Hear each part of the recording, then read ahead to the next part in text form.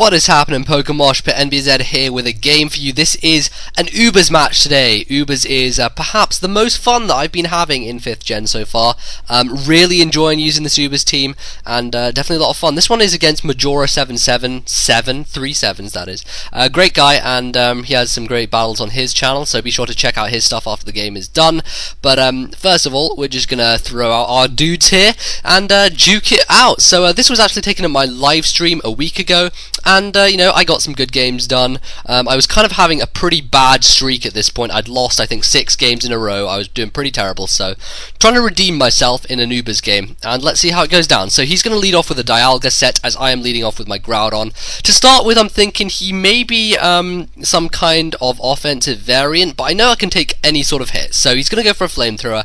And he's unfortunately going to get some hacks right off the bat and burn me, which is really, really frustrating for me.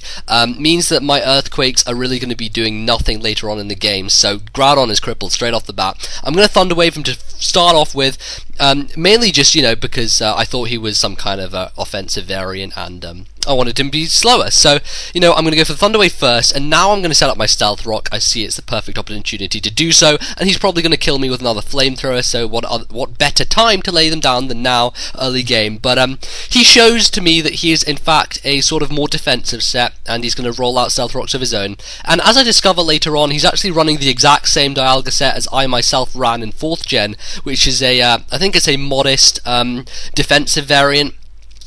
With Stealth Rock and Dragon Pulse and Flamethrower and all that good stuff. So I'm just going to go for the Stab Earthquake just to see how much it'll do, kind of just leaving Groudon in for death fodder at this point, and not much else that he's going to be doing in the rest of the match. So he's going to say goodbye with a crit, which is just, you know, another bit of hacks to spite me. Why not? Just, you know, give me another crit. That's cool.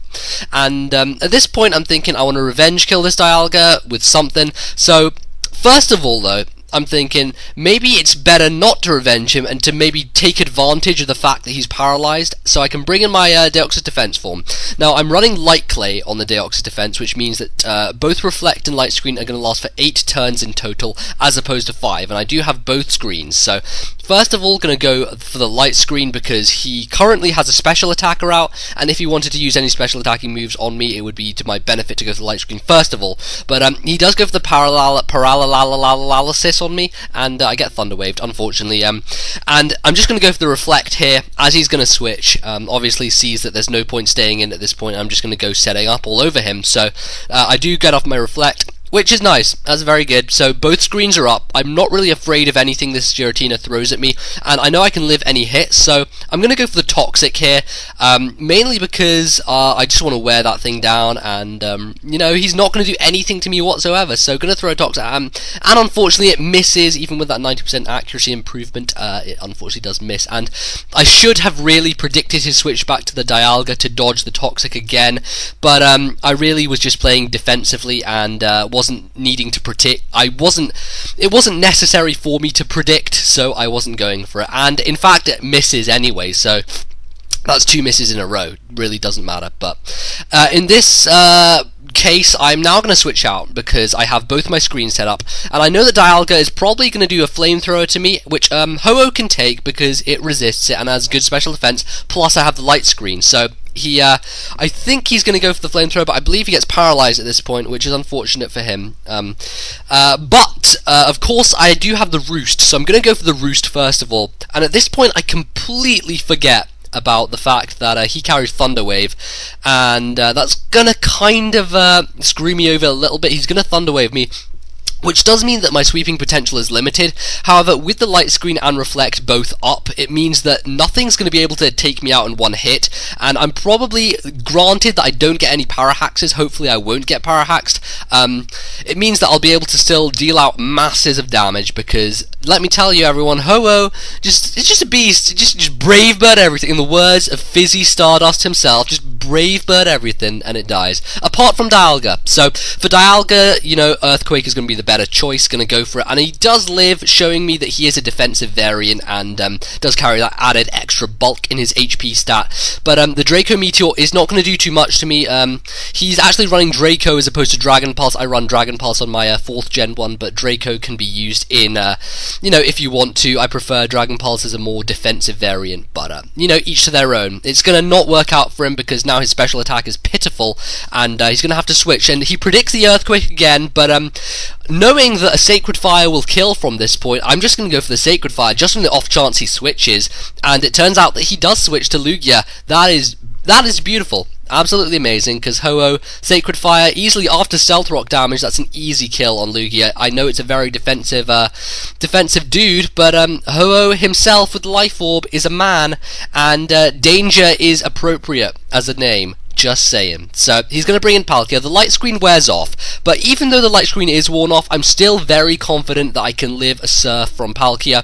Main reasoning for that is the fact that Ho-Oh has massive special defense. I believe it's base 154, which is kind of mammoth. And also, obviously, the Sun is up, so Sun is going to reduce his power, and it's going to allow me to get off a Brave Bird, which is actually going to fucking destrolish that Palkia. That is a word.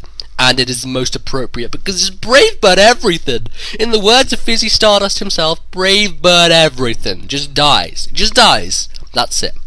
So, at this point, obviously, gonna go down to the recoil, but Ho-Oh did its job. Took out Lugia, took out Palkia, took out everything else that it needed to. Dialga is almost dead at this point, so pretty much took out 3 of its dudes, which is awesome. So I'm going to go to my own defensive Dialga. This one is slightly different.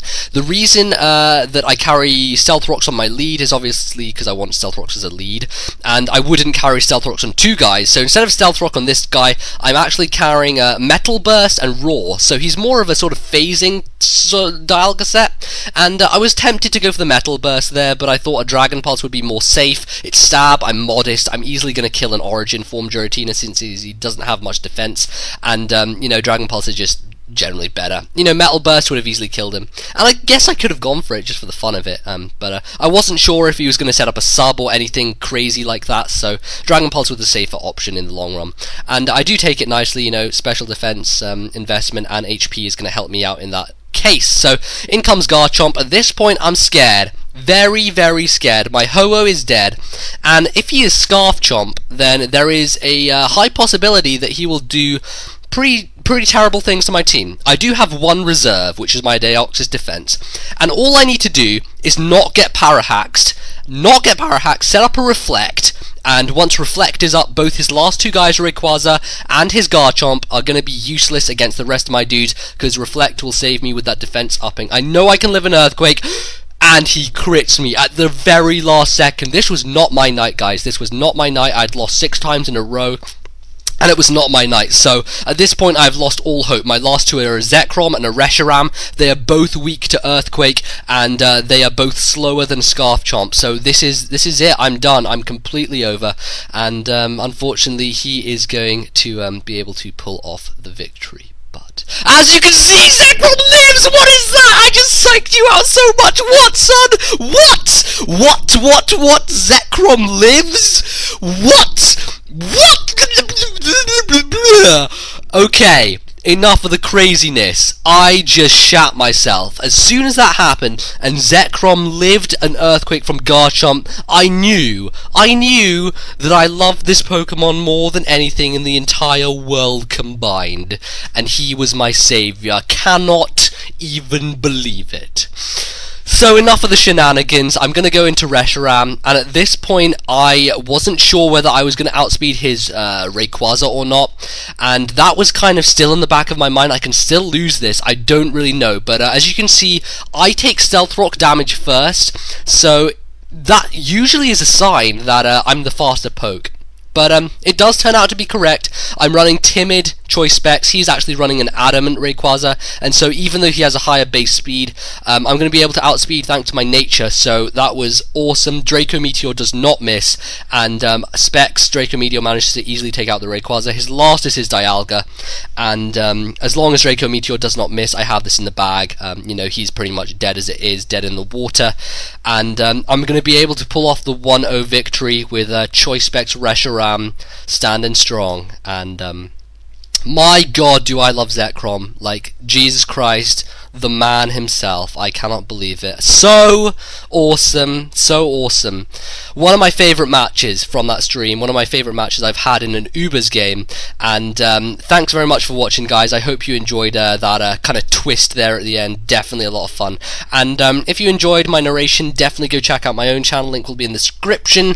Go check out Majora777. I've already checked out a lot of his work, and he is a very great narrator, so kind of underrated, and I would appreciate it if you checked him out too, as well as subscribing to the PokeMoshPit. So thanks very much for watching, guys. I will see you all in the next video. Peace!